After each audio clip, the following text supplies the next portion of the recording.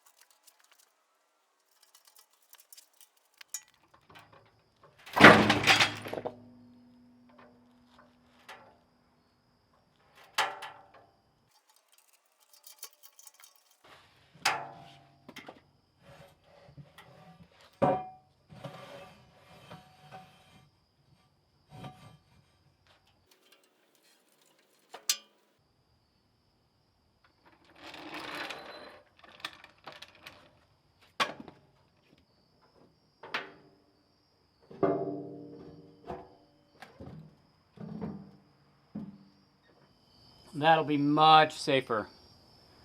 Right on those big beams, plus that piece of I-beam that that the teeth are riding in, that thing ain't moving anywhere. So, I know I probably don't need to cover it, but I am kind of particular. I don't like my machines getting wet if I can avoid them, especially if it's one that hasn't been out in the weather. And so I went ahead and covered it because I've got all the panels, the hood, the dash panels, etc. off of it. I know, this machine's probably sat outside for decades and I don't need to cover it, but you know, I'm just trying to be the best steward of this old beast that I can. So I've got this really heavy tarp I put on it because it was supposed to rain a little bit.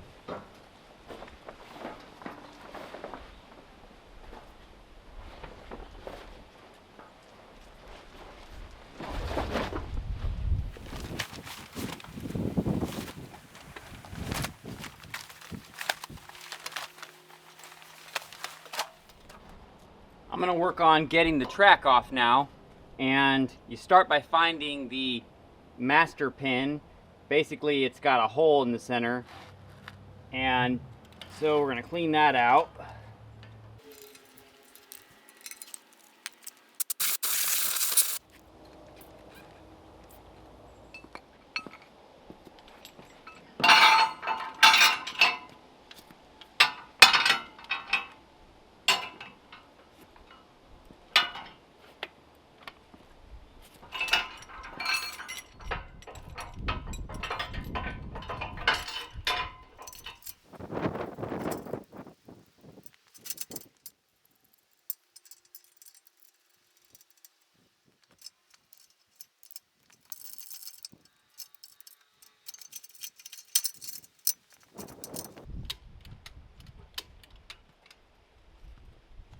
So the back of the master pin is right here. And this track is so worn that every one of these, the actual pin, is now being blocked by some of the metal that has gotten pushed up and blocking that out of the way. So I'm gonna take a grinder real quick and grind that out of the way so we can basically punch the pin out toward the machine so that we can get in there and separate the track. So basically this is a track link, this is a track link, and you punch this pin out and it separates those two so you can disassemble or remove the track.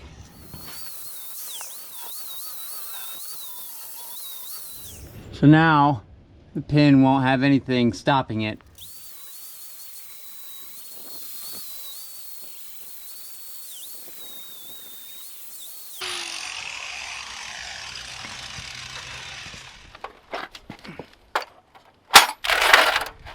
So I got a bunch of different punches.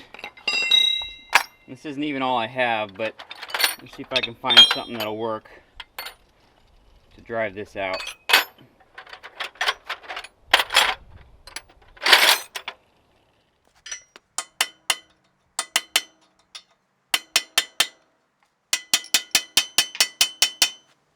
So I need a punch with a step in it. And so I think I'm going to basically just adapt this one.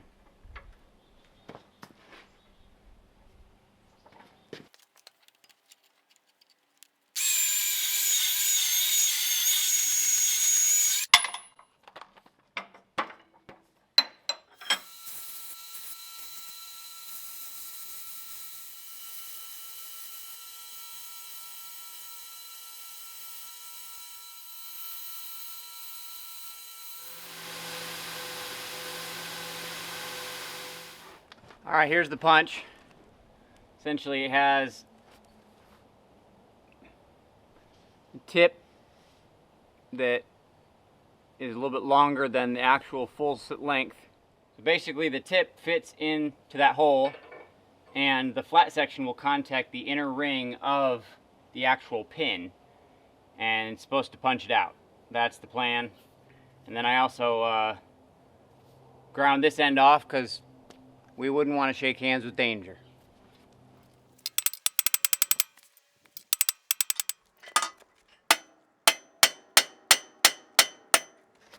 I don't know why I thought that would come out easier. Probably never been removed.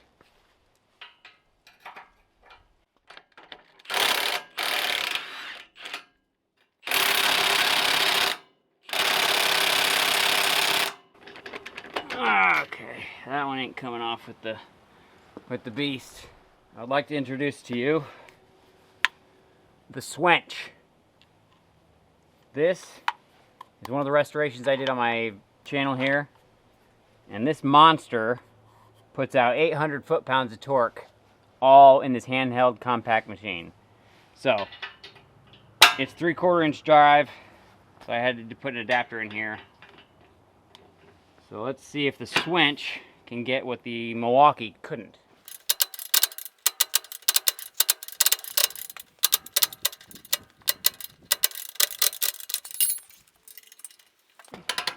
Yeah, there we go. Gotcha.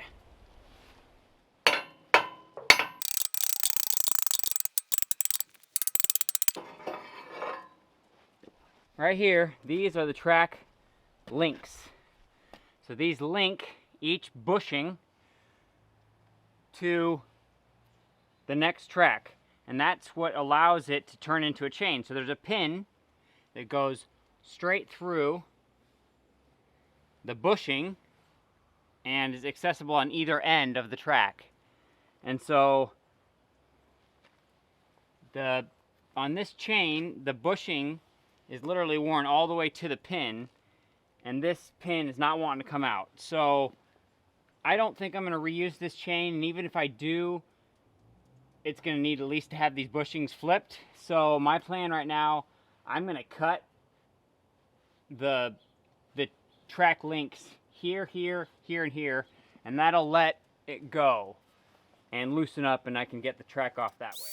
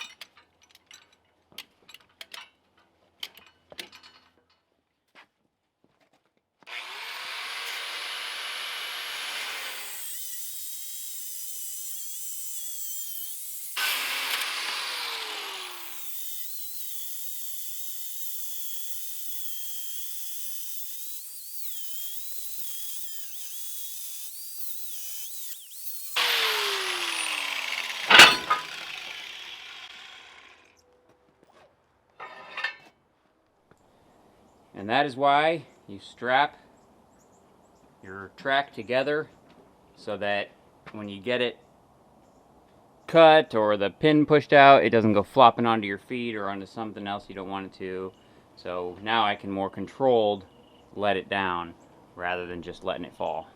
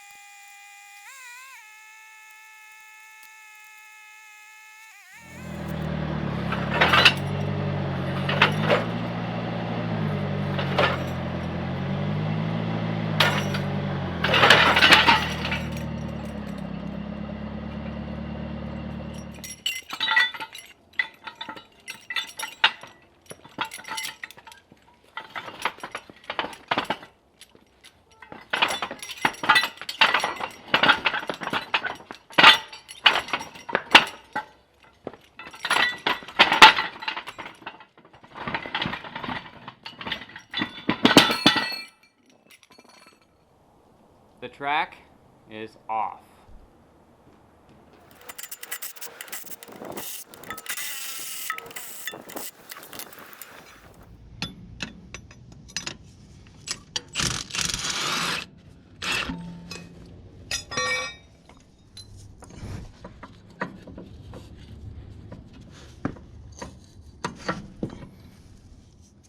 So this, you see there's an X here. Those are basically oil grooves for in this Babbitt bearing. So this is the top cap, and it's lined with a metal called Babbitt, which is a very old school way of making a bearing surface. And so that surface wears through time and eventually has to be re-poured or replaced. And so we'll check how thick it is, but it actually looks in really good condition. But that's the top bearing cap for this part of the track frame.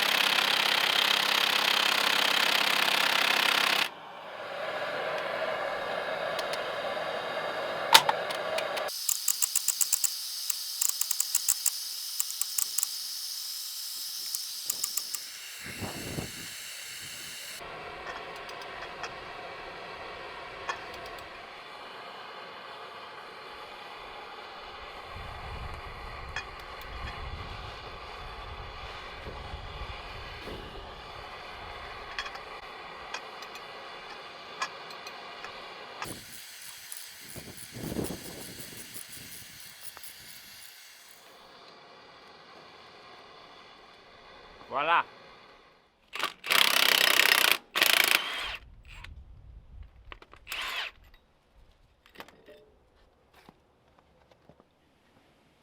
This is what's called a journal jack, or this particular one is a Buddha jack. Buddha, probably, I think it's from the 30s or the 40s, but this one is rated at 25 tons, and it has a rise of 5.5 inches. The way it works is there's no hydraulics at all in this. It's all mechanical. And so it has this ratchet mechanism, and you've either got down, it says here, and then it says up there. So if I twist this right in the middle of the two, it allows you to freely move it either way. But if I twist it to the up, what will happen, as I start ratcheting this, there's a screw mechanism and a big gear at the bottom that as you ratchet this, the screw is turning this journal, which is essentially just like a piston, but without hydraulics. And so these are able to lift incredible amounts of weight and never leak down, meaning that like a hydraulic bottle jack, there's always the danger that one of the seals fails and the whole thing comes crashing down. So this is basically a little more modern of a jack than the screw jack that I used to jack up the back of the tractor. And these types of jacks do not have the same danger of it all of a sudden coming crashing down, because it literally is just all mechanical. And so what the worst thing that could happen is the whole base was to crack or break or fall apart, but these things are built so heavy. I mean, this particular little jack probably weighs 60 or 70 pounds. I mean, it is not light at all. And so as you jack the ratchet, it goes up. So before we go any further, right here, there's a screw. We're going to take that out, and we're going to put some We're going to drain out any oil that's in here and put some new oil in it.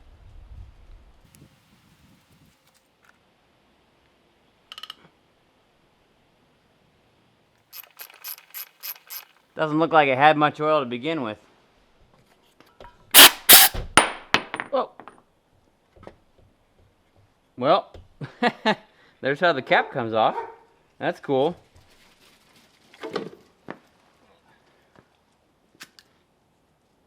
Okay.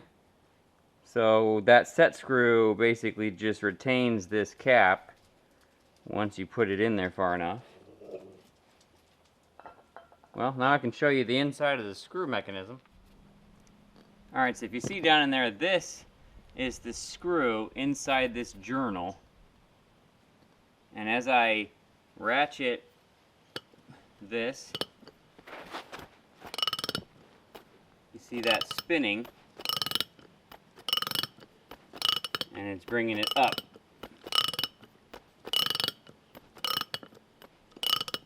And so there are no hydraulics in this at all. There's a big bearing in the bottom and probably a big gear that engages with this screw. There's very little about these on the internet, but man, I'd like to find some more of them. I only have this one. They are a very, very useful tool. Just going to fill it with some heavy-duty gear oil.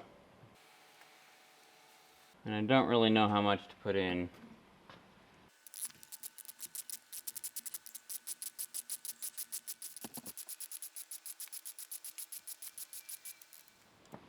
That seems to be about right.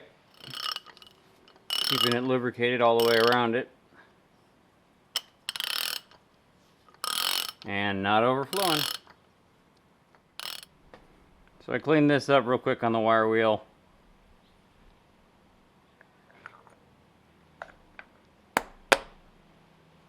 So right here it says 7-29.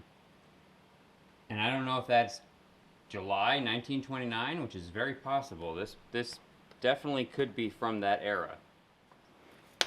Definitely not a new jack, but more than capable of doing a ton of work. And we're going to use it on the cat right now.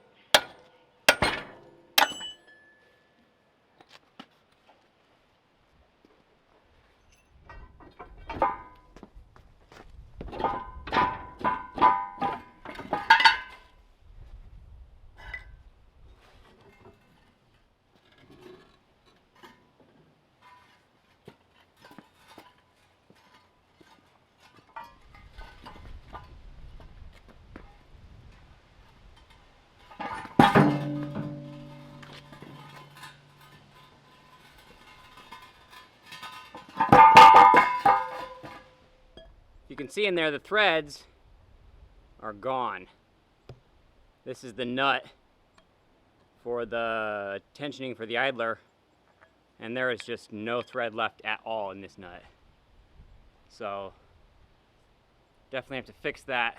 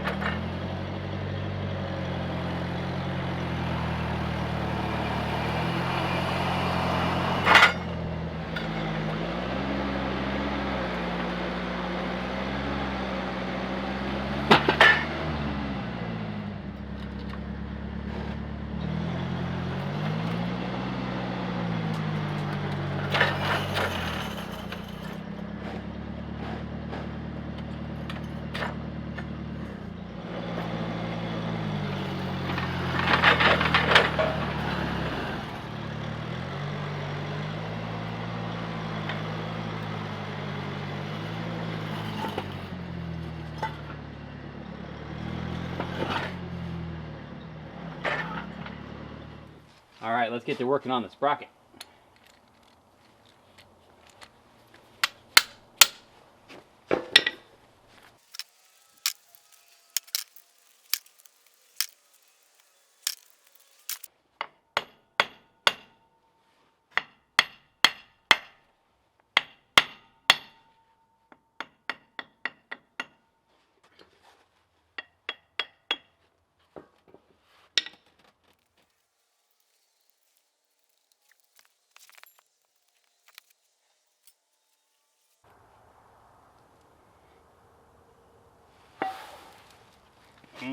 Yummy. Well, that's a good sign.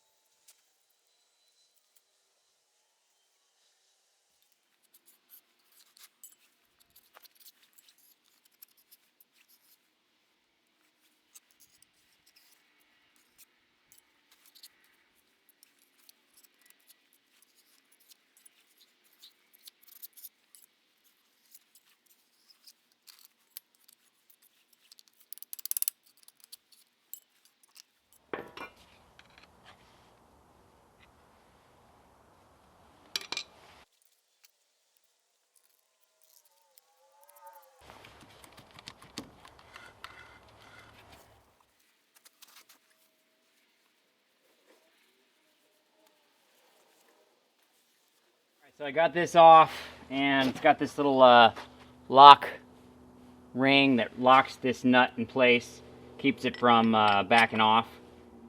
This is a 2 1/4 inch nut, and I don't have a 2 1/4 inch socket. The biggest I have is a 2 inch, and so I got to go get one. So for tonight, I'm gonna put it back together, and then I'll just open it up again tomorrow.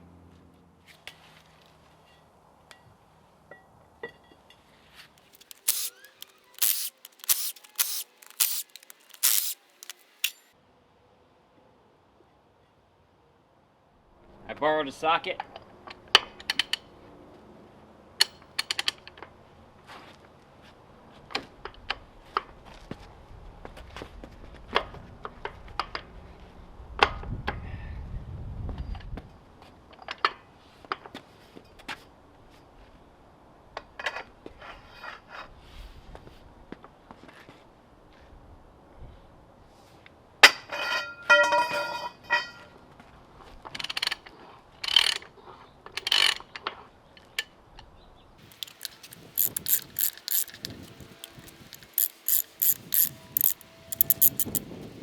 That's the nut.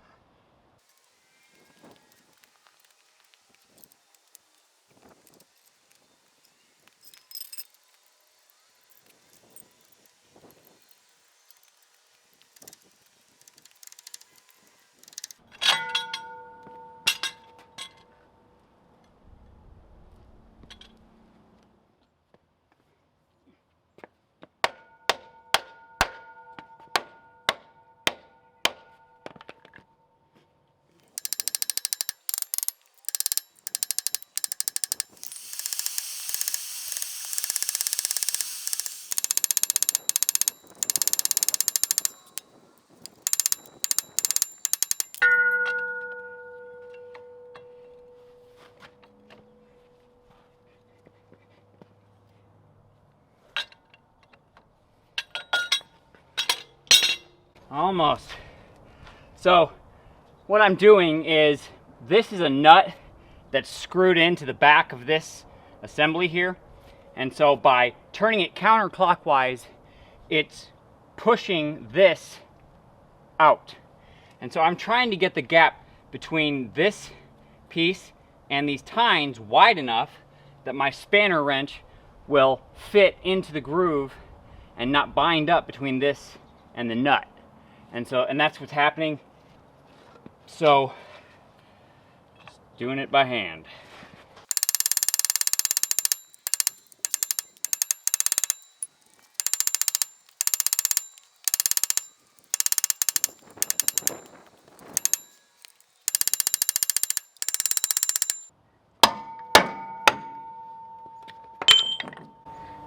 There we go.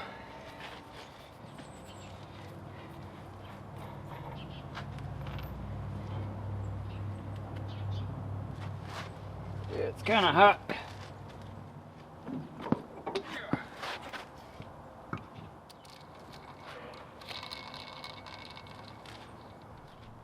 that's the outer bearing.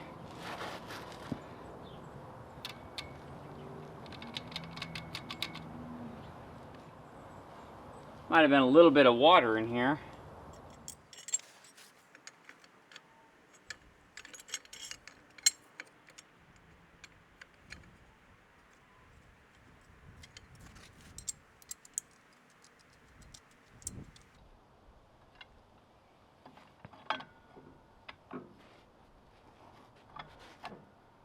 This is a nut here, and right behind it is like a tabbed washer, and it's supposed to have tabs that would have been bent into these little passageways. And this is one of them, and I'm pretty sure that it was bent, or maybe they forgot, but it is no longer doing its job. So we're going to bend that out of the way and try and get this nut loose. Yeah, see, that piece just broke off. There's another one on the bottom that's very much similar.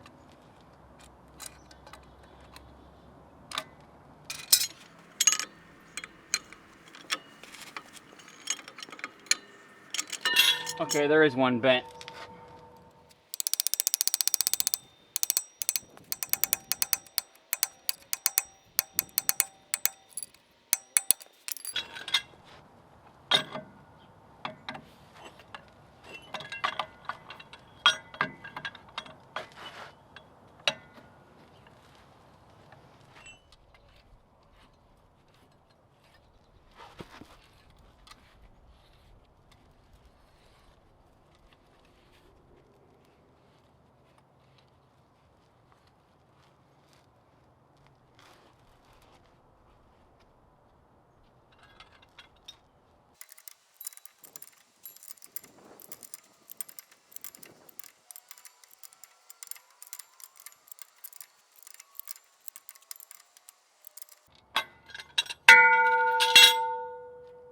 Now I got to get the big sprocket off, and apparently you need some special puller, but we're going to try and redneck rig this. So we're going to do it like this. So let's see.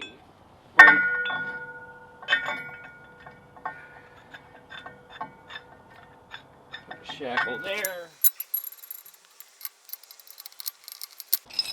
So the idea, we need to pull this sprocket off of this shaft. So we're going to take this, put this plate here. We're going to push against this surface here. Like that. So to keep that together, I could weld it. Or I could use some gaffer power tape.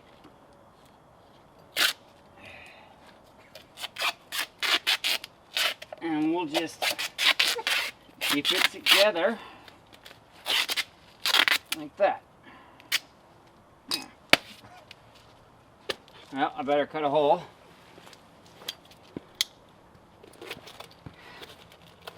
Thank you.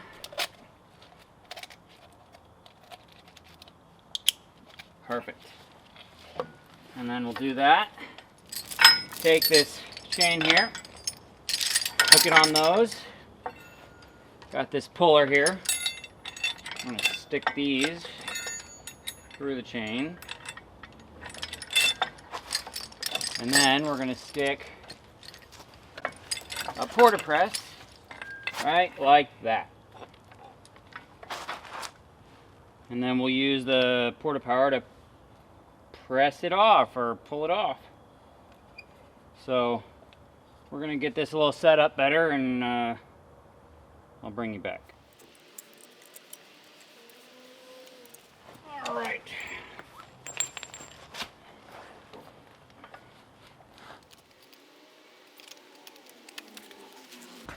All right, I think you can let go.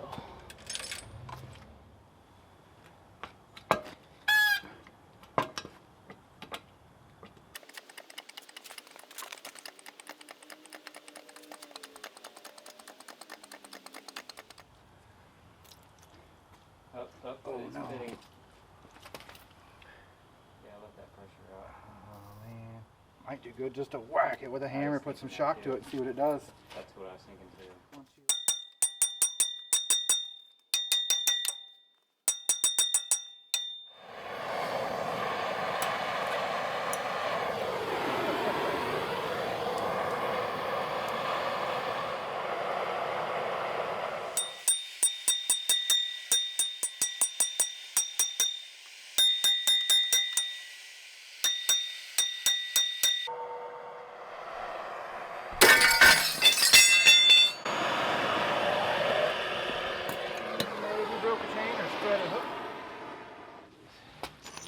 I think one just may have slipped off.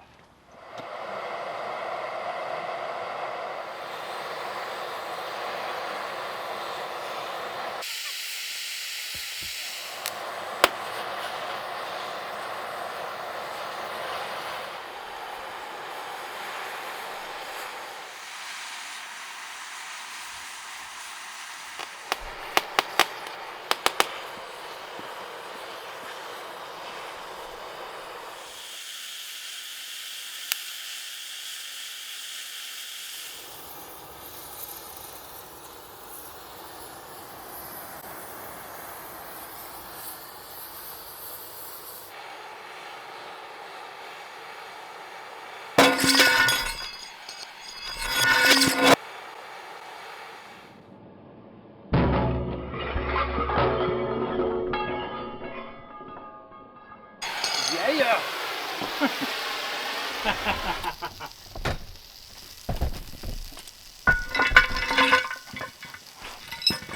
What are we sizzling over there? Probably the oil in the ground. You good?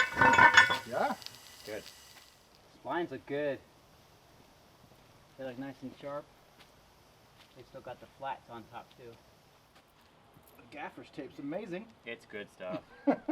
So, And it peels off really well too. so that is going to come out too, Yeah.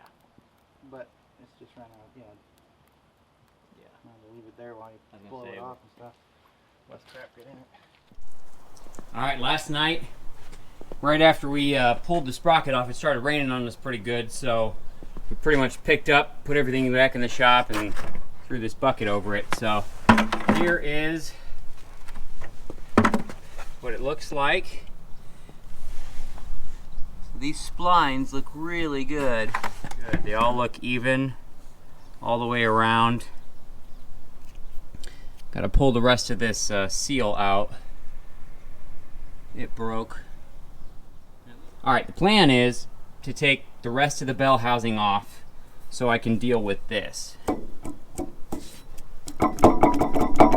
which is not right. At least I don't think it is. I think it should be tighter. Now there is a bearing that sits right here, and maybe that bearing is what lines the two, keeping it from having that kind of play. Maybe that play is normal. I don't think it is. So I'm gonna leave this collar on because I can just take the whole bell housing off with that on and it'll slide right out and over it. And just check in there and see what I've got going on, because I'm this far in, I might as well do it. I don't want to have to do this again. And once I get the new sprocket on, I want it to be bulletproof. I want to basically be able to fill it up with oil, grease the heck out of it, put it back to work. So that's where we're at. Luckily, I do have the extra sprocket for this thing. So I was talking to a friend, and he told me he had an old 941 track loader, TraxCavator, sitting out in the woods. And here it is. It's a little bit of a smaller machine, but doesn't have a motor in it right now.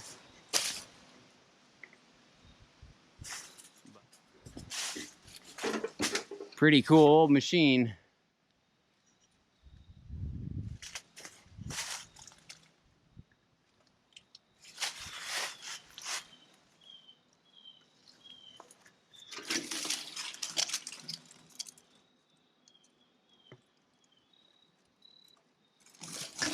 I wish my machine had one of these.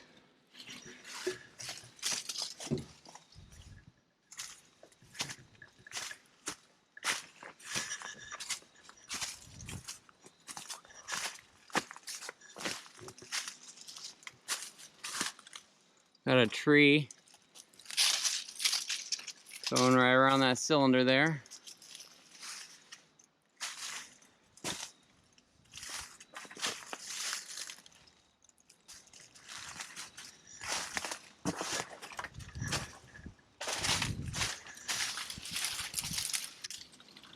There's the back of it.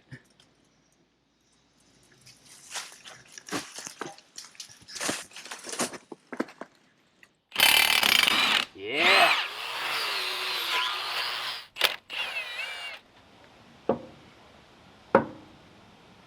Not sure if there should be that much play in this or not. And fun fact, Caterpillar does not make or offer this. So if you have any ideas on where to get this and the screw, let me know. Definitely need to get that figured out.